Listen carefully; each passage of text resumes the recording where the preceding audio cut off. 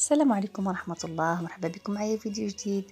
نتمنى ان شاء الله يكون فيديو مفيد تستافدوا منه ان شاء الله ويعجبكم. طلبتوني على الفقاص بزاف صراحة. كيطلبوا مني الغوصيط ديال الفقاص وانا كنخدمو دائما وعمرني ما درت فيه شي فيديو. المهم هذه الطلبية ديال الفقاص غادي نشاركها ان شاء الله معكم بجميع التفاصيل ديالها، تفاصيل التفاصيل باش ان شاء الله ينجح معكم من اول تجربة. بقاو معايا باش نشوفوا المقادير وطريقة التحضير ديال الفقاص وجميع الأسرار باش ينجح معكم إن شاء الله.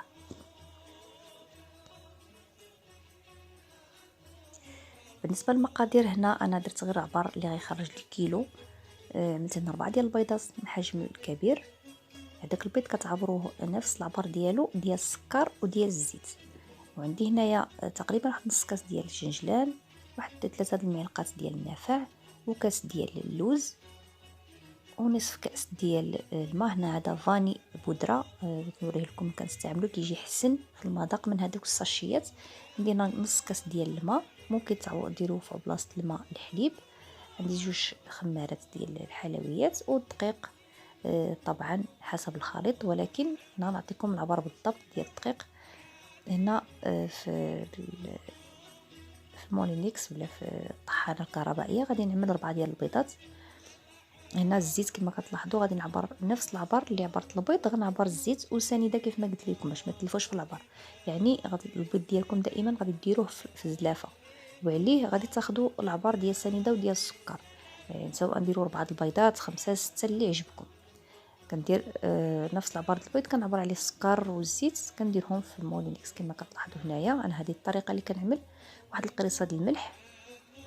كاين اللي كيخدم الفقاص غير هكا بالفوي عادي، ولكن انا كنخدم هكا كيجيني صراحه ناجح وزوين وعمره ما كيحشمني. وهنا زدت نص كاس ديال الماء. صافي غادي نخدم هادو مع بعضياتهم مزيان، غادي نخلطهم من بحال غادي نخلط الكيكه، يعني كتخلطوا مزيان حتى كيندمج داك السكر مع البيض مع الزيت. وهنا في واحد الكسريه غادي ندير اللوز. هانتوما كتلاحظوا اللوز ديالي عندي هنا ما مرقد ما حتى شي حاجه هكا كما هو. عندي ضفت عليه الجنجلان اللي محمر طبعا. وهنا النافع غادي ندير غير واحد 3 المعلقات، ما نديرش ما كثروش النافع بزاف ثاني. اللي بغى يزيد حتى حبه حلاوه حبه حلاوه يزيدها. وهنا غادي ندير معلقه صغيره ديال الفاني بودره.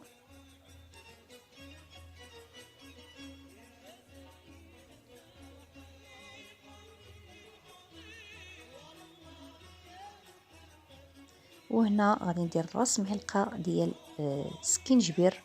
ديروا هاد الراس معلقه ديال السكينجبير وراس معلقه ديال القرفه وردوا عليا الخبر. كيجي واحد الفقاص بنين ما تشبعوش منه، ما كتعرفوش اشنو فيه، ولكن صراحه كيجي بنين وكيجي منسم كيجي غزال. هنا بالنسبه لهداك البيض والزيت والسكر هنا خلطته في مولينكس مزيان، وغادي نفرغوه فوق هذوك الزرع ديالي اللي عملت.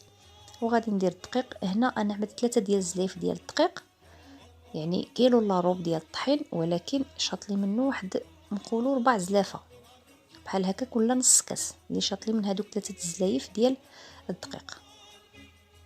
ودرت هذوك 2 الخمارات كما كتلاحظوا. صافي غنبقى كنجمع العجينه ديالي حتى تولي على هذا الشكل هذا. ما هي هانتوما القياس ديال الطحين اللي شاط لي. العجينه ما تكون لا هي جاريه ولا قاصحه، كتكون معوطه كما كتلاحظوا هنايا.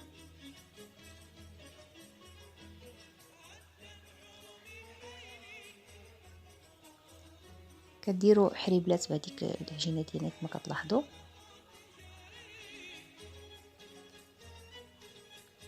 هذاك اللوز اللي كان عندنا في الطرف ديال هذاك البودان كردوه للوسط، حيت هذاك الطروفه راه نتوما عارفين كيتقطعوا دوك الحاشيات، فما نخسروش فيهم حتى اللوز. دائما اللوز ردوه للوسط وحربلو. هنا غادي ناخذ واحد البيضه تكون الحجم ديالها صغير لان كتشيط منها. درت فيها واحد معلقه صغيره ديال الكاكاو والمر، ودرت واحد القطيره ديال الخل. صافي كنخلط هذيك البيضه ديالي مزيان، وكندهن هذوك لي بوداء. ممكن تعوضوا الكاكاو بالنسكافيه قهوه سريعه الذوبان، ولكن الكاكاو كيعطي صراحه واحد عاوتاني واحد الشكل كيجي فيه زوين، كيجي حسن من القهوه، كيجي عطي ديك الكحوليه زوينه. صافي كندهنهم هكا على هذا الشكل. كناخد هادي راه كتباع عند المولين داكشي كيبيعوا داكشي ديال الحلويات وهذا، ولا مولين المواعين، ولا كيكونوا 5 دراهم كيعملوا مزيانه، كتجي احسن من الفرشيطه.